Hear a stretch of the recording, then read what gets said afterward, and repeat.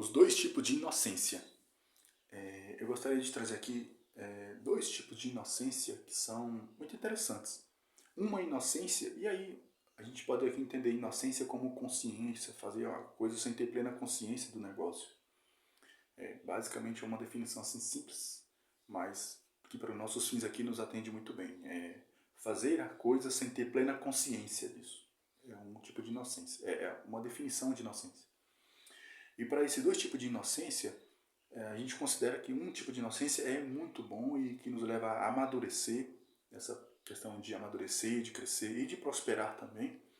E um outro tipo de inocência que não é tão bom e que pode nos conduzir a gastos maiores, a dores de cabeça, entre outras coisas também. Então são os dois tipos de inocência. O primeiro tipo de inocência é aquela inocência que nos ajuda a dar as caras. É aquela inocência para você dar a cara a tapa, como as pessoas falam. É enfrentar. Então, é aquela inocência para você tentar algo novo. Porque há um tipo de inocência em tentar algo novo. Porque muitas vezes o novo é desconhecido de várias maneiras. Então, é interessante a gente ter isso. É interessante a gente, opa, existe algo novo? Eu preciso tentar fazer isso. Isso é interessante para mim. Isso pode trazer um bom benefício para mim no futuro. Então, é um tipo de inocência também.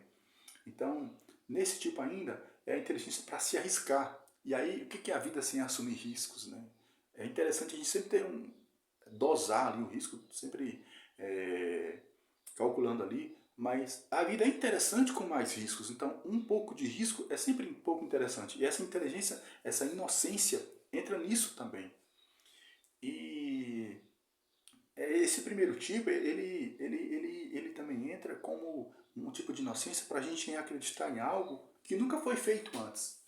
Então, não é porque algo nunca foi feito antes que não possa ser feito.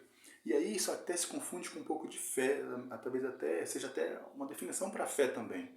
Porque às vezes a inocência, vamos tentar fazer algo aqui, mas isso aqui nunca foi feito e nunca foi feito antes. Não, mas não significa que não possa ser feito.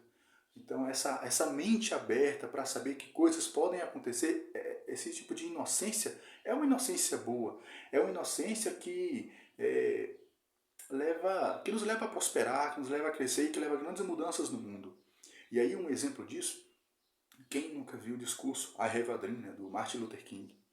Que coisa mais bela. Primeiro, o discurso é muito bonito, mas se a gente observar muito tempo depois, a gente vê que muito do que ele sonhou virou realidade também. Só que a época que ele sonhou parecia loucura para muita gente.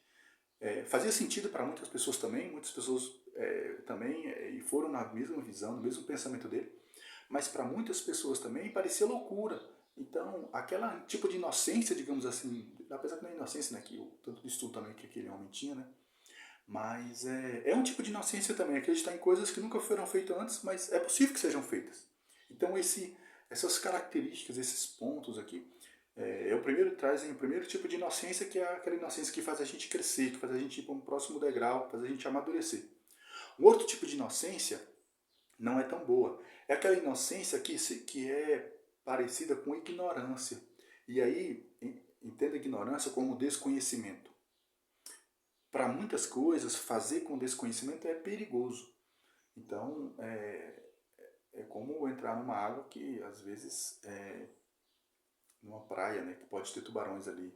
Então, há locais que, se você pesquisar, você vai ver que, assim, praias que são frequentes ali ter tubarões. Então, é importante você ter essa pesquisa. E aí, esse segundo tipo de inocência, que é como se fosse uma ignorância, por que ela é perigosa? Porque há muitas coisas que, para a gente fazer, é interessante você agir com algum conhecimento.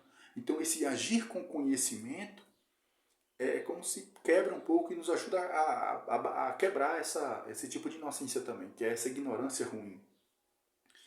E uma outra coisa também é que, como eu falei aqui das praias, uma outra forma de quebrar um pouco dessa inocência é com a pesquisa. Porque quanto mais a gente vai pesquisando, por exemplo, quem vai construir, a pessoa começa a pesquisar, começa a investigar, ela vai perceber que existe mesmo que varie muito de lugar para lugar, mas existe um preço médio por metro quadrado de construção. Então, a pessoa vai ter uma noção, qual o nível de casa que ela quer. dependendo do nível, vai existir um preço por metro quadrado. Então esse é um tipo de inocência que quem simplesmente vai lá e começa a construir, tem, e é perigosa, é uma ignorância perigosa, porque às vezes ela não tem noção do quanto vai gastar. Se a casa dela tem 500 metros quadrados e é 2.000 metros quadrados, quanto vai gastar, vai custar a casa dela? Então, é importante a gente ter isso em mente.